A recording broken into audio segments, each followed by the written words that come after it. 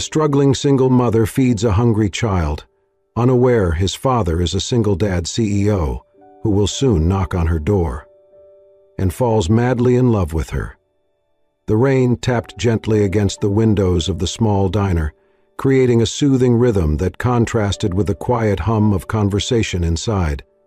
Grace moved behind the counter, wiping down surfaces and ensuring everything was in order as her shift neared its end. The aroma of freshly brewed coffee and warm pastries lingered in the air, a comforting embrace against the chill of the evening. As she reached for her coat, preparing to brave the downpour, her eyes were drawn to a figure outside. A young boy stood just beyond the entrance, his thin frame shivering beneath soaked clothing. His gaze was fixed intently on the display of food, a mixture of longing and hesitation evident in his posture. Concern knitted Grace's brow. She retrieved her phone from her pocket and dialed home. "Hey, sweetheart," she said softly when her daughter answered. "Mommy's going to be a little late tonight. Can you warm up some dinner for yourself?" "Okay, Mommy," came the cheerful reply. "But hurry home, I miss you." Grace smiled, warmth spreading through her despite the dreary weather. "I miss you too, baby. I'll be home soon." Ending the call, she took a deep breath and approached the entrance. Pushing the door open, the bell above jingled softly. The boy startled slightly but didn't move away. "Hey there," Grace greeted gently, crouching to his level. "Are you hungry?" The boy nodded hesitantly, droplets of water trailing down his cheeks. Whether from rain or tears, she couldn't tell. "Come inside," she urged, extending her hand. "Let's get you something warm to eat." He hesitated for a moment before placing his small, cold hand in hers. Grace led him to a booth near the counter, the vinyl seat cracked but clean. She fetched a towel from the back and gently draped it over his shoulders. "What's your name?" she asked as she moved behind the counter.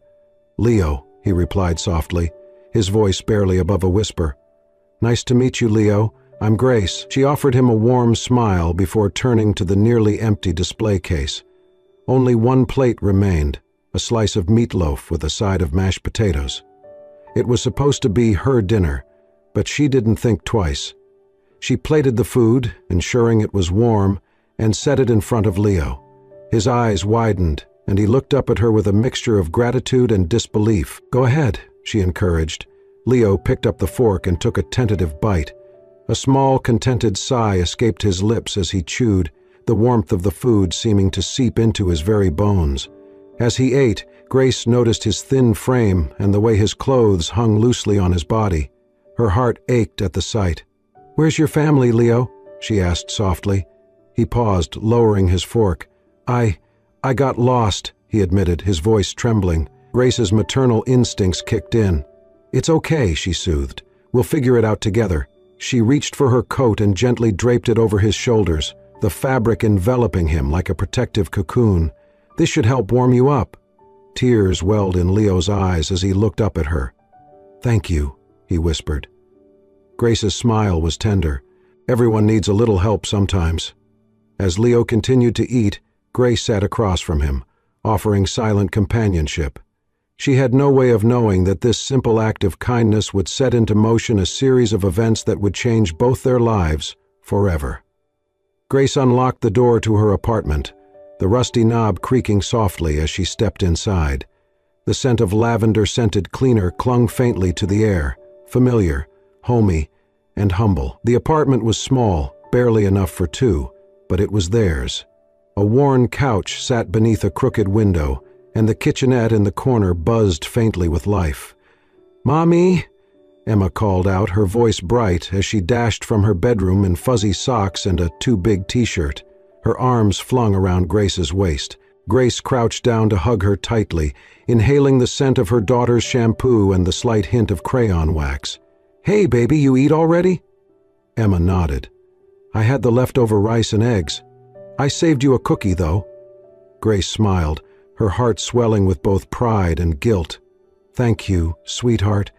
She stood and placed her keys in the bowl by the door, shrugging off her now damp sweater. Emma trailed her into the kitchen like a shadow. "Mommy," she said thoughtfully, "do you help people every day at work?" Grace hesitated, glancing down at her daughter's curious expression. "I try to," she answered. Today I met a boy who needed a warm meal." Emma tilted her head. "Was he nice?" "He was quiet," Grace said, reaching into the cabinet for 2 mugs. "And cold. And scared. I don't think he's used to kindness." Emma looked down at the floor. "Like when I didn't have mittens at school and you gave yours to me?" Grace chuckled softly, pouring hot water into the mugs. "Something like that." They sat at the small table tucked beside the window, sipping tea, hers chamomile, Emma's warm milk with honey. Outside, the rain had slowed to a drizzle, city lights casting a soft glow on the wet pavement. Grace watched Emma trace hearts on the condensation forming on the window. Her daughter was everything to her anchor, her reason, her reminder that love could grow even from the most broken places. It hadn't always been this calm.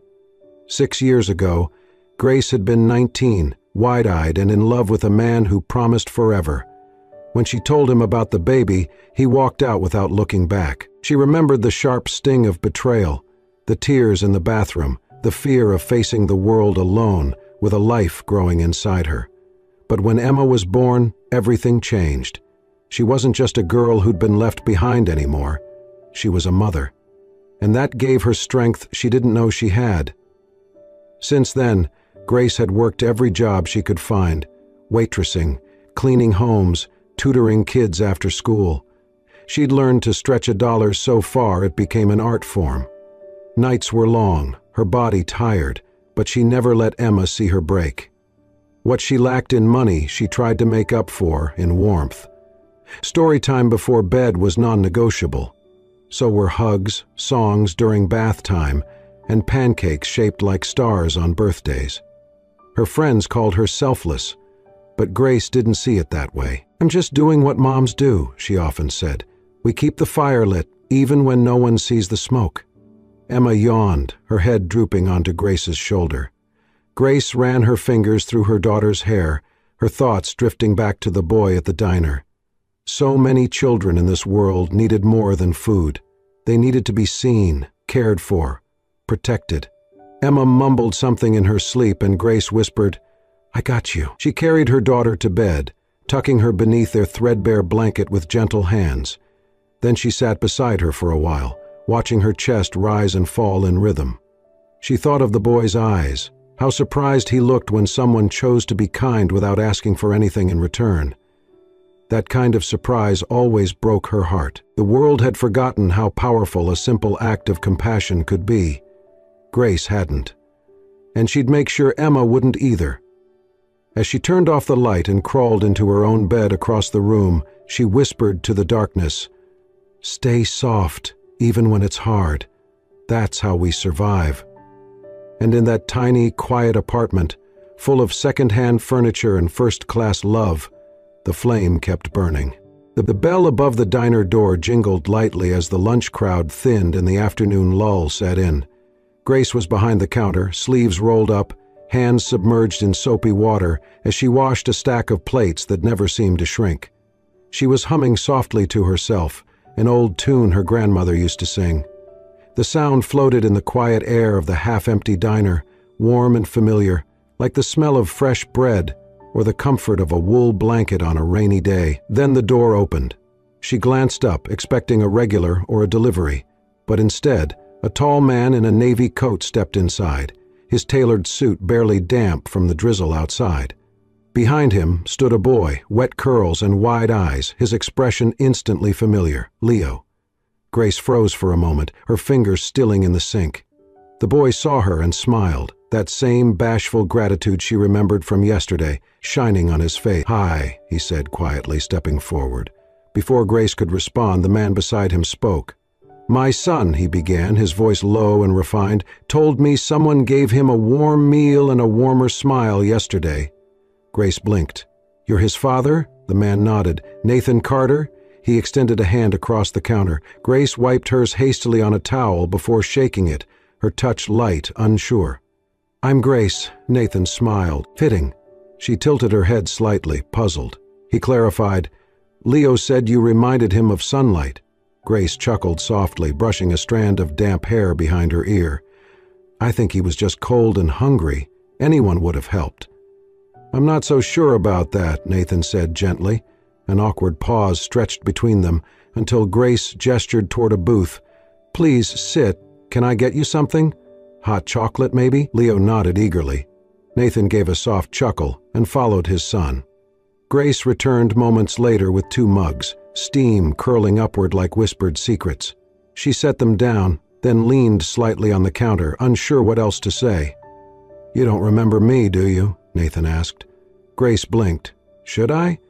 He smiled, not offended. "Probably not, but I remember you. I've passed this diner before, late nights after meetings, early mornings before flights. Always saw you through the window, working. Steady. Focused." Grace looked down, unsure what to make of that. Nathan continued, "But yesterday, my son saw more. He saw kindness. And he told me, 'Daddy, she looked at me like I wasn't just a lost kid, like I mattered.'" Grace's throat tightened. "I'm sorry he got lost," she said softly, "but I'm glad he found his way here." Nathan studied her, his expression thoughtful. She wasn't beautiful in the magazine cover way he was used to seeing at charity galas and board meetings, but there was something radiant about her, the calm steadiness in her eyes, the way she carried herself with quiet dignity, no makeup, hair tied back, apron slightly stained, and yet she looked more alive than anyone he'd met in weeks. He glanced around the diner, the cracked vinyl booths, the hum of the ancient refrigerator, the faded photos on the wall. This place was a world apart from his glass office towers and curated penthouses, but it felt real. Leo sipped his cocoa and swung his legs under the table. "Miss Grace, can I come back sometime?" Grace smiled warmly. "You're always welcome here, Leo." Nathan watched her as she returned to the counter, picking up a rag and resuming her cleaning like nothing had changed. But something had. He wasn't sure what. He just knew that watching her move, humming again under her breath, he felt grounded, present. Not as a CEO, not as a widowed father, just as a man. And for the first time in a long time, he didn't want to rush away to a meeting or a flight. He just wanted to stay. He leaned forward slightly, hands clasped around the warm mug. "You ever get tired?" he asked, surprising himself. Grace glanced up. Of always giving?" She paused, the question hanging between them. Then she said simply, "Sometimes, but I'd rather be tired from kindness than rested with regret." Nathan didn't respond right away. He just nodded, looking down at his coffee like it held some answer. And Grace just kept scrubbing a dish, her movements steady, her heart unaware that it had just become the quiet center of someone else's storm. Nathan came back 2 days later, then again the next week, and the next. Always around the same time, just after the lunch rush, when the diner was quiet, and Grace had a few moments to breathe. He'd slide into the same booth by the window, order something simple, coffee, a sandwich, a slice of pie, and stay longer than necessary. Sometimes he brought Leo, sometimes he came alone. Grace noticed, of course, but she never asked why. She only smiled and took his order, and if she had a few minutes, she'd sit across from him with a mug of her own. Their conversations started casually, about weather, traffic, food, but slowly the layers peeled back. Nathan talked about fatherhood, about how he wasn't always sure he was doing it right. Grace talked about Emma, how she loved dinosaurs and refused to eat green beans. They laughed about school pickup lines and the impossible task of finding shoes that didn't fall apart in 2 months. One day Grace asked, "Where's Leo's mom?" Nathan hesitated, then said quietly, "She passed away 4 years ago, car accident." Grace's eyes softened. "I'm sorry." "Thanks," he said. "It was hard, still is, but Leo gives me purpose." Grace nodded slowly. "I know what that's like." She told him in turn about her ex, the man who had left when he learned she was pregnant. The years of doing everything alone, the nights when Emma had fevers and Grace cried in the hallway because there was no one to call. And also the joy, the quiet, deep joy of watching a child grow into her own little self. Nathan didn't interrupt. He just listened. And Grace appreciated that more than he knew. Leo and Emma, meanwhile, became fast friends. They built forts under the diner tables while Grace worked, shared cookies. Once, Grace caught them huddled behind the counter whispering about a super-secret plan to convince their parents to let them have a sleepover. Nathan always paid in cash. He never gave a last name. And Grace, though curious, respected his space. There was something refreshing about it, two people connecting, not through expectation but through presence. Still, she didn't know the man who came in wore $1,000 suits to boardrooms and made decisions that moved millions. Nathan liked it that way. He wasn't Nathan Carter, CEO, when he sat across from Grace. He was just a dad, a man, a little tired, a little broken, slowly rediscovering parts of himself he thought were long gone. One evening, the sky turning pink outside, Nathan stopped by without Leo. Grace was wiping down the tables, humming softly. The place was nearly empty except for one cook in the back and a waitress on break. He watched as Grace packed up 2 to-go containers. She set one aside, then placed a sticky note on the other. For Emma. Heat for 30 seconds. Love you, Mom. She tucked it into her purse. Then she turned and handed the second box to the young dishwasher, a boy no older than 20 with weary eyes. You didn't eat today, she said gently. Don't pretend I didn't notice. He mumbled a thank you, eyes wide with quiet surprise. Nathan stood in silence, watching. It wasn't just the gesture, it was the ease of it. Grace didn't do it for recognition. She did it like breathing. She moved through life giving in small, consistent ways. A sandwich here, a smile there, a warm word, a late-night lullaby, a slice of herself. It hit him suddenly this wasn't just a kind woman. This was the kind of woman who made a place feel like home.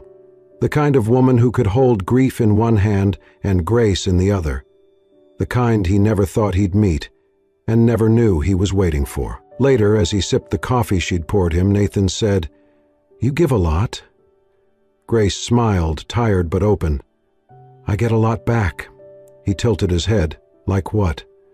She looked toward the back of the diner where Emma and Leah were giggling over crayons. Like that, she said, that laughter, that peace. It's enough. Nathan stared at her for a long moment. Then he whispered, more to himself than to her, I think I've been looking in the wrong places all along. It happened on a Tuesday afternoon. The diner was busier than usual, the lunch rush stretching a little longer than expected. Grace was refilling coffee cups when a woman at table 5 let out a quiet gasp. Oh my God, she whispered, flipping her phone around to show her friend. That's him. That's Nathan Carter.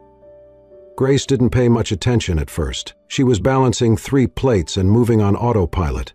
But then the woman said louder, You know Nathan Carter, CEO of the Carter Group, billion-dollar tech company. I saw this photo just last week. Grace turned, her eyes automatically drawn to the phone screen, and froze. It was him. Same smile, same eyes, same man who had been sitting in her diner every week for the past month. Grace blinked, heart stuttering. Her breath caught somewhere between disbelief and confusion. She finished the plates, cleared her section, then waited until the rush died down before heading to the corner booth, where Nathan, unsuspecting, was sipping his usual black coffee. He looked up and smiled. Hey, can I talk to you outside? Grace asked, her voice even but tight. Nathan stood immediately, sensing the shift in her tone. Outside, the wind had picked up, the clouds rolling in, mirroring the tension in the air. You're Nathan Carter, she said. It wasn't a question. Nathan exhaled slowly, running a hand through his hair. I am. Grace crossed her arms. The CO? Billionaire. The guy all over business magazines. Yes, he admitted. That too. She searched his face. Why didn't you tell me? Nathan looked away, then back at her. Because I didn't want that to be what you saw. Grace's jaw tightened. You let me think you were just some quiet single dad, some stranger passing through. I am a single dad, he said, and I was passing through, until I met you. She shook her head slightly, emotion swirling. So what was this? An experiment? See how the other half lives? No. His voice was firm, almost pained. It wasn't like that. Grace, I was tired of being someone else in every room I entered. of people adjusting their tone, their words, their faces, just because of a title. With you, I was just me, and for the first time in a long time, that felt like enough. Her eyes glistened. He stepped closer. I didn't lie, I just withheld, because I didn't want to ruin it. Grace looked down, then back up. You should have trusted me with the truth. Nathan nodded. I know. There was a long pause. The street behind them hummed with life, cars passing, birds fluttering between branches. Then Grace said quietly, I've been lied to before. I've been left. I've been made to feel like who I was wasn't enough.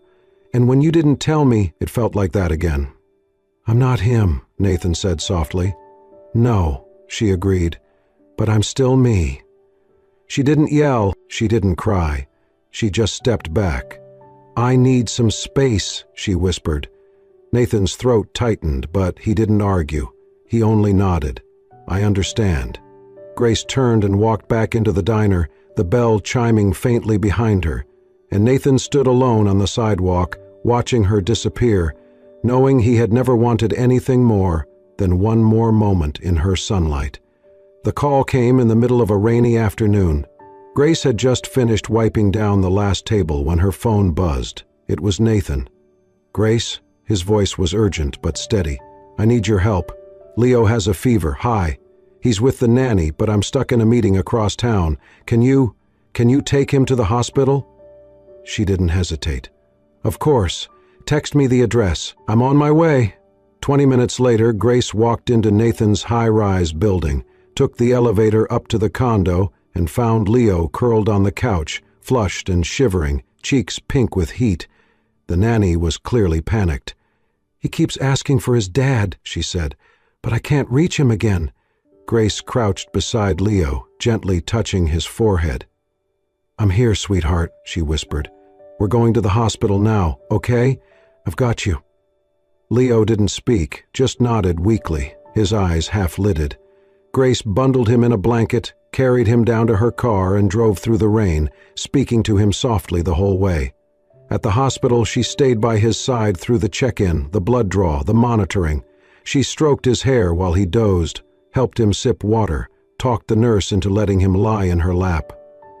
Hours passed. Grace never left. When the door to the hospital room finally opened again, Nathan stood there, drenched from the rain, his face pale with worry. He froze at the sight in front of him. Leo was asleep, curled into Grace's chest like a child who had known her forever. Grace was humming something under her breath, her fingers gently combing through his damp curls. The nurse turned to Nathan and whispered, He's doing better now. She kept him calm the whole time. Nathan stepped into the room, his shoes squeaking softly. Grace looked up. Their eyes met. No words passed for a moment. Then she slowly shifted Leo onto the pillow and stood. I didn't know who else you'd want with him, she said softly. Nathan swallowed hard. I didn't want anyone else. His voice cracked. I walked in, he continued, and it hit me. This wasn't just kindness. This wasn't temporary. This was something I didn't even realize I needed. He stepped closer. You didn't just feed my son. You became his safe place. You became home. Grace blinked, unsure if she was imagining what he was saying. Nathan's voice was barely above a whisper. You're not just someone who helped him once. You're the reason he believes people care. A tiny sound came from the bed. Leo stirred, eyes fluttering open. Daddy? Nathan rushed to his side. I'm here, buddy. Leo smiled sleepily, then looked past his dad at Grace. Did Miss Grace stay all night? I did, she answered softly, moving beside him. I like when you're here, Leo mumbled, then turned over and drifted back into sleep. In the quiet that followed, Nathan reached for Grace's hand. You could have walked away, he said, after everything, after I lied by omission, but you came anyway. I didn't come for you, Grace replied gently. I came for him. Nathan smiled, sad and grateful all at once. And I'm glad you did, he whispered, because I finally saw what I couldn't before. Grace raised an eyebrow slightly. He looked down at their intertwined hands, then back up. "You're not just the woman who gave my son a meal, you're the woman who gave him love." And for the first time, Grace didn't pull away. The invitation came folded in soft ivory cardstock, elegant and understated. Grace held it in her hands, staring at the gold-embossed lettering. Carter Foundation Annual Gala, an evening of hope and heart. She looked up at Nathan, who stood across from her in the diner, waiting. "I don't know, Nathan," she said hesitantly, turning the card over in her hands. "That's not really my world." He smiled gently. "It doesn't have to be. I'm not asking you to impress anyone. I want you there, with me." Grace hesitated. The idea of walking into a room full of wealthy, perfectly polished people in designer gowns made her stomach twist. She had second-hand dresses and a single pair of heels with a wobbly buckle. "What would I even wear?" Nathan chuckled. "Whatever makes you feel like you." She laughed softly, shaking her head. "That's the problem. What if me isn't enough in that kind of room?" Nathan stepped forward, taking her hands in his. "Grace," he said, voice low and sincere, "I don't need you to fit into my world. I just need you to keep being the woman who made me want to live again." Grace looked into his eyes, the warmth there melting, the last edge of fear clinging to her ribs. So she said yes. The night of the gala, Grace stood in front of her mirror, smoothing the simple navy Yule dress she'd borrowed from a neighbor. Emma had helped her with her hair, twisting it back into soft waves, and Leo had declared she looked like a real princess. But it was Nathan's face when he saw her that made her believe it. "Wow," he whispered when he came to pick her up. "You're radiant," she blushed, laughing softly. "Let's hope I don't trip on the way in." He offered his arm. "If you do, I'll fall with you." The ballroom was a sea of chandeliers and champagne, elegant gowns and polished suits. People turned when Nathan walked in. Many knew him, admired him, followed him. But his eyes never left Grace. He kept her close as he introduced her to colleagues and partners, always with pride. "This is Grace," he said simply, "a very important part of my life." At first she felt the stares, the subtle glances, but after a while they faded. Or maybe she stopped noticing, because Nathan was there, because Leo and Emma were giggling with other kids at the family-friendly corner of the gala, because, for once, she didn't feel like she was surviving in someone else's story. She felt like she was writing her own. Near the end of the evening, soft music filled the air, and couples began to sway beneath the lights. Nathan turned to her, hand outstretched. "May I?" She nodded, placing her hand in his. They moved slowly, the world softening around them. Grace's heart beat steady against his chest. He leaned down, his lips brushing the shell of her ear. "If you'll let me," he whispered. "I want to be the man you lean on during your hardest days, the one who holds you when you feel like falling." Grace pulled back slightly, meeting his eyes. "I've been alone for so long," she said. "I got good at holding myself together." Nathan's voice trembled. "Then let me be the one who helps carry the weight now." She didn't reply with words. She laced her fingers through his and didn't let go. 1 year later, the diner was brighter than ever. It had been renovated but not transformed. The same counter still stood, the booths now newly upholstered but familiar. The scent of warm bread and cinnamon lingered in the air as a small crowd gathered beneath twinkling lights strung across the windows. Grace stood at the center, holding a microphone with nervous hands, her voice steady but full of emotion. "Thank you for being here," she said. "When I started working in this diner years ago, I never imagined it would be the place where everything changed.